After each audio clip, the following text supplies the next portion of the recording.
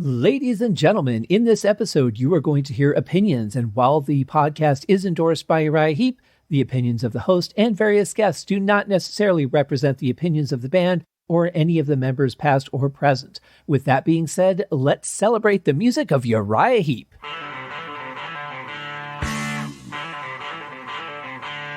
Welcome to Uriah Heep, the Magician's Podcast. I'll be covering every studio song the band has recorded and every bonus track that I can find.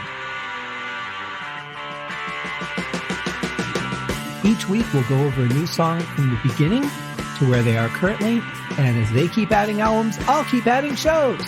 Let the deep dive party begin. In the magic garden, some were singing, some were dancing.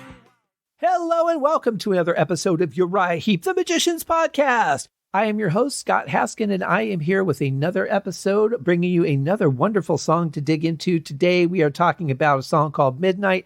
I've always loved this song. Just the mood of it right off the bat, the first drum roll, everything just really hits home with me. Great song, and we're going to get into that here in just a few minutes. First, you guys may have noticed the new disclaimer at the beginning of the show.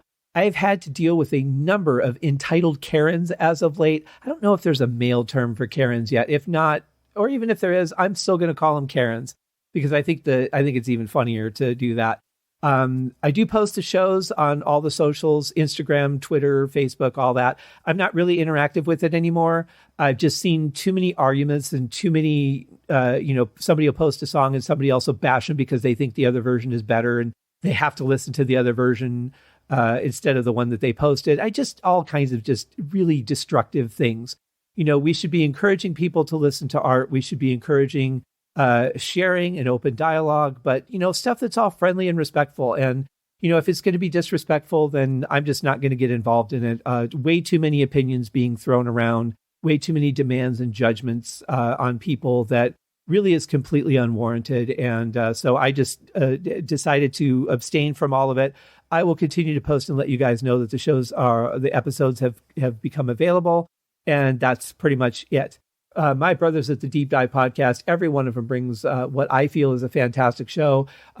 Every episode that I've loved, just amazing. Of course, Nate and John over at the Deep Purple Podcast were my gateway drug to the Deep Dive Podcast Network, and love their show. The Simple Man at Skinner Reconsidered, Terry T-Bone Mathley at T-Bone's Prime Cuts on the Other Side, Rye at Sabbath Bloody Podcast, Paul, Joe, and David at the Lap of the Pods.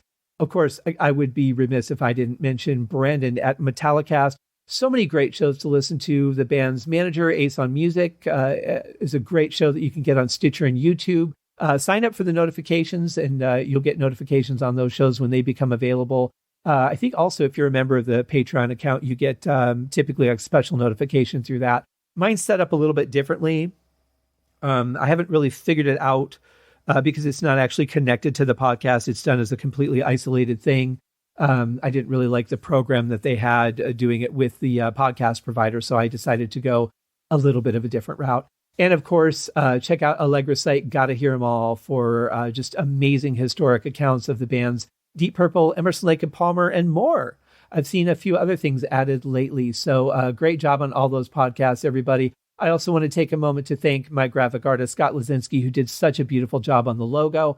He's got a project that I'm really excited about coming out. I'm not sure what the release date is at this point, but hopefully soon, because I think people are really going to enjoy what he's doing. Audionamics, you guys are amazing, and I would not do this show without the Instant Dialogue Cleaner. It makes everything just sound so pristine and like I'm recording in a really beautiful studio when I'm actually just recording in my apartment. And no one does it better than you guys. That I wouldn't even give anybody a chance at this point because what you guys do is absolutely perfect for me. And of course, Dave White, the band's director of social media, he was on a show just last week. And boy, it was so much fun talking to him and learning insights. Having that guitar knowledge that I don't have was really nice because I just don't have that guitar knowledge. I've learned a little bit. I learned a lot unboxing guitars when I worked for, as the warehouse manager of a chain of music stores in Colorado. I always loved the Gibsons because they just had such a wonderful smell to them when you opened the case for the first time. I think it might have just been like the Les Paul series. I can't really remember now. It's been a long time. But the other ones that were fun to get were the Fender guitars, because the truck that delivered the Fender guitars also delivered to Celestial Seasonings tea plant, which was right down the street. Not a tea plant, but the plant where they make the tea. It was right down the street from us. And so invariably they had like tons of boxes of spices and stuff that they would be delivering to Celestial Seasonings. And of course, one of them would always break open or there'd be spices everywhere. And then that's what the guitar cases or the boxes would smell like. So I always loved it. Fender was nutmeg. It was pumpkin pie spice. It was, whatever it happened to be that broke open. But it was always highly enjoyable to have those scents in the warehouse as well. But I really don't know that much about guitar. So it's really nice when I can get people on the show that have that knowledge that can dive in deep, because there is so much going on with the band that is guitar oriented. And it's just an instrument I've never really understood the depths of or how to play. Tried a few times. At some point, I would love to take lessons if I can ever find the time to do it. But, you have to go with what's most important in life. And I've just got too many other things going on to take that on at this point. But in any case, thank all of you guys in the network. You've been incredibly supportive. All the people that have helped this show go, including my patrons. And we have a few of those at the $5 Easy Living tier. We have Kenny Wymore. At the $3 The Wizard tier, we have Peter Voss, Goran Eriksson, and Frank Thielgaard Mortensen. Thank you all. And then at the $1 Traveler in Time tier, we have the Secure Like a Ziploc Freezer Bag Airtight Gravesite. Love that name. Love it.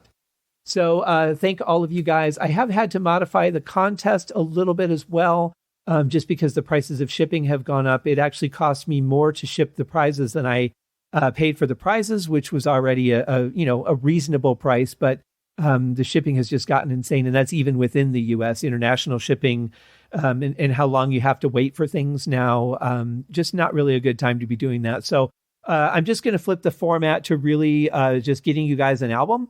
So whoever I draw for the monthly contest, I will contact you. We'll figure out an album for me to get for you either through Amazon or iTunes, and I can gift that through either site. And then those files will just go right to you.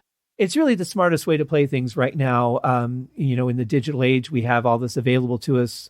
It's a good thing to be able to utilize it. I looked back at what I've paid on shipping for some of these, the CDs that I've gotten for the show. And I'm actually kind of surprised at even how much the CDs had cost to ship. And I'm not just talking about what the person charged. I'm talking about like the actual sticker price of the shipping.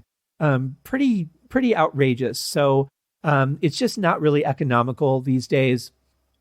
So you roll with it, you modify things a little bit. An album was part of it anyway. It was either going to be an album or some kind of merchandise, whether it be a mug or something like that. But in this case, I think sticking with the albums is probably the best way. Obviously, it's going to be a Uriah Heep album. If you already have all the Uriah Heep albums, you can do a couple things. You can either gift that to someone else, and I can send it to someone else, or we'll see what other albums are out there that you might enjoy. So lots of good stuff available. I really appreciate you guys listening, you supporting the show, all the positive feedback that I've gotten, the ratings. It was just another 5-star rating. All the ratings have been 5 stars, which has been really nice. So I really appreciate you guys. And you know what? Sometimes these negative people, they get to me a little bit. I am human, and I try to be better than that. But, sometimes it just gets to be a little bit much. And what I'll do is I've saved a lot of the comments that people have left, and I'll go back and read those. And it just makes me realize that there are plenty of people that do appreciate the show. The number of listens I see tells me that people appreciate the show because it's pretty consistent. And thank you guys for all the support. And now that we're into that section of gratitude, it's time to be into the gratitude of the song Midnight. Let's check out Midnight from High and Mighty by Uriah Heep.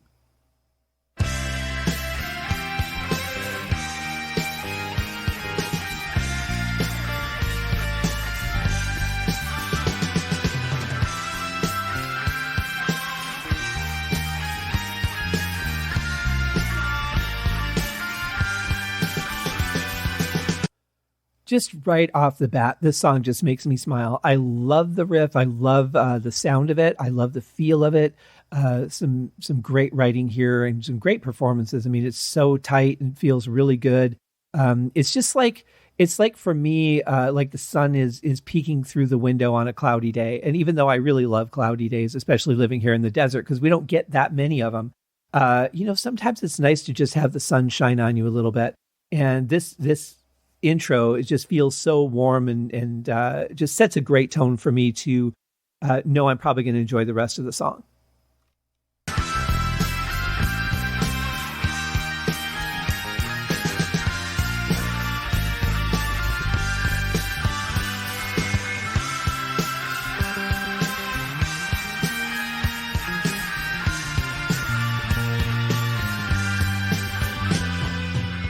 I really love the sound of the blended guitars, but what I'm really digging is those high notes on the bass. It's not uncommon for there to be high bass notes in a Uriah Heep song, but it just feels so adventurous sometimes. And, sometimes it strikes me differently than it does other times. And I just feel like it really filled it in well. Like a place that you didn't know you needed coverage, it just provided wonderful coverage. And you're like, oh yeah, you know what? That is nice. I wouldn't have probably thought to put it there, but since it is there, I really like it. And it's just, very nice and pleasant. It keeps the song just in that, it feels like it follows the riff, like the joy I talked about listening to the riff. It feels like it supports that very well. Again, I don't know if that was the intention, but as a listener right now in this moment, that's what that feels like for me. I just lay down wondering what to lay down. Lately I can do it every day, undisturbed. I think I know what, but I can't find out how. The morning didn't show me what it was worth. So I'm going to point out a couple things, which is why I stopped it here. I guess that's why I always stop the song. But there are a couple of cool things going on. First of all, the organ that we're hearing, I love the gentleness of that organ. I love that there's no harsh attack when you strike the keys. It really fits the smoothness of the vocal. But it's got what's called a ping pong delay on it. Now, they may have done it a little bit differently back then in 75. But a ping pong delay basically is a delay that instead of just going da, da, da, da, da, it goes da, left ear, right ear, left ear, right ear, and just kind of ping pongs back and forth. Now, you can set it to be as wide as you want. You can set it all the way to the left, then all the way to the right and back and forth, or you can kind of narrow it where it's a little to the right, a little to the left, and back and forth, or you can do a combination. So it's a really cool effect, and I really like that they used it here. I think it works really well. The other thing that I noticed is it's obviously a multi-layered vocal track, but there is just so much reverb on it. And since we only have the keyboard and the vocal, I think it blends actually really nicely. You really tend to notice it more when you hear an SH sound, like shh. When that gets reverbed out with a heavy reverb, especially on something that's multi-layered, it's really going to stand out. And it's kind of borderline harsh sounding to my ear, but it's actually like just goes right under it. Like I've said so many times, this band knows how to ride that line, dial it back just that 1 or 2% you need to make it comfortable. And that's been one of the magical things about their studio recordings is that it knows where to sit. Every song seems to know where to sit. The guitar tones, the harshness of the keyboards when he's got the distortion. Just so beautiful the way that they put music together. I just love it.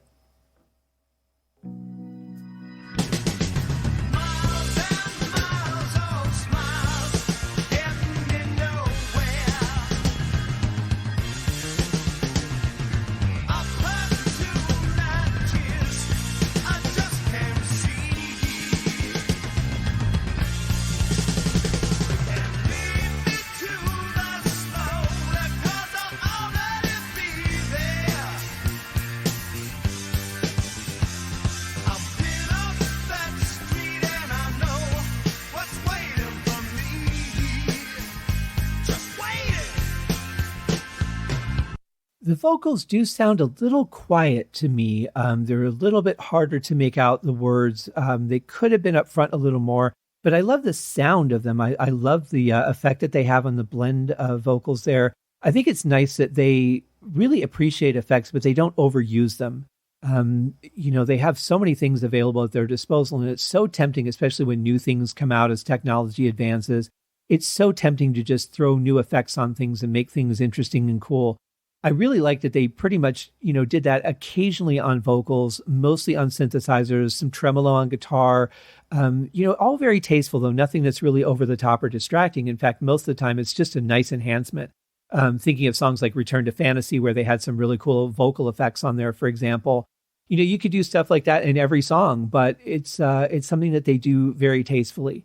And I really appreciate that, because I went through one of those phases too, where I was like, oh, wait, what effects do I have that I can put on this? And it's so tempting. It's like I could put a little bit more sugar into that cookie and it'll taste even better. But I know it'll also potentially ruin the cookie, so I better not. It's like they know when to do it. I love that.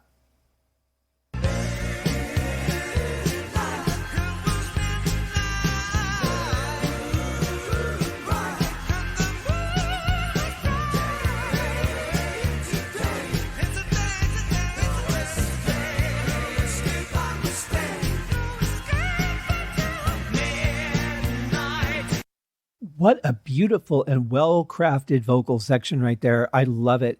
The song takes kind of an unexpected turn. It just goes to, that straight, simple, foundation to support the vocals. And as unexpected as it is, it works, I think. At least to my ears, it does. But I love the vocals over there, just like the different parts of it, the multi-layer, the way they all just kind of fit together like puzzle pieces, where each one has an individual picture, but then when you put them together, you see a bigger picture. Really like that.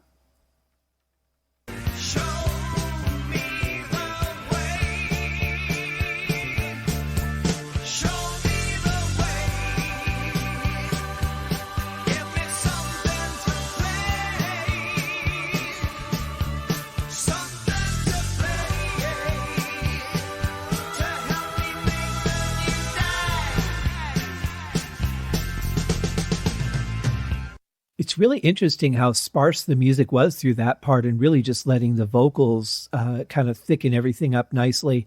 Very well crafted.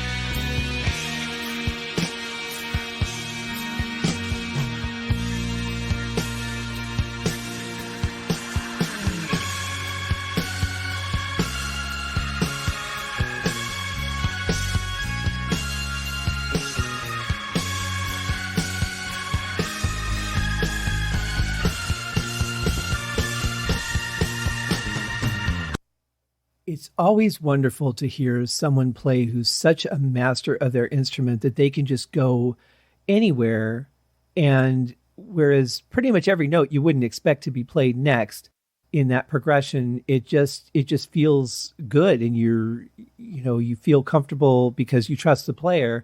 And even though they're taking you somewhere where like, well, I didn't see that coming. Well, I didn't think they were going to play that note. Wow, that was an interesting choice.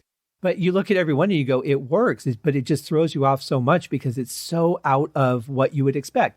It would be so easy to just walk in and play a solo and do something that fits and is expected and feels good to the listener.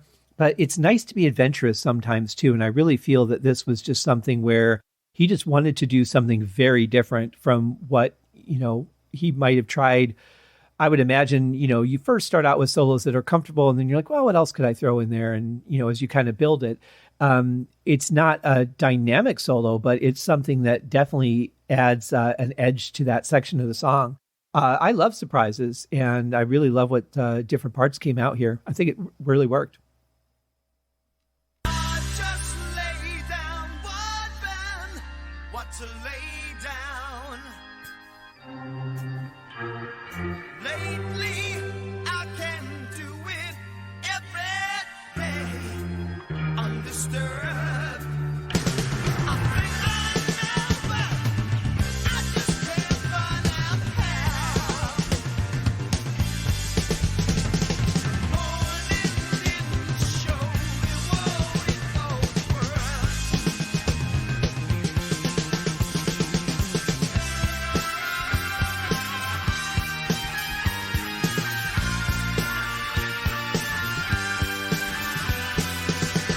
I just want to stop here and address that previous section because I love Lee Kerslake's playing through that part. I think it's fantastic. I love the feel of it. I love the sound of the drums. These are some of the best sounding drums that I think have been captured on a Heep album up to this point. They're very vibrant. They sound rich and full. You can feel the depth of the toms, really feel the crack of the snare.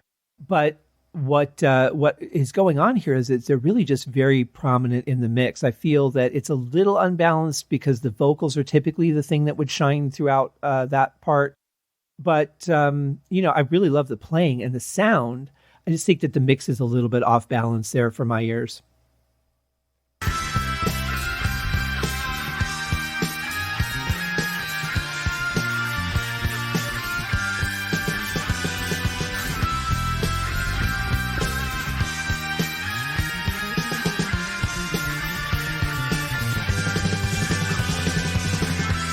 Some really nice fills and bass runs during this while the guitars are just keeping that riff solid. God, this is just musicianship that's really tight. It sounds like they feel so comfortable with each other at this point. I don't know how long John Wetton had been in the band when they recorded it, but it definitely feels very tight.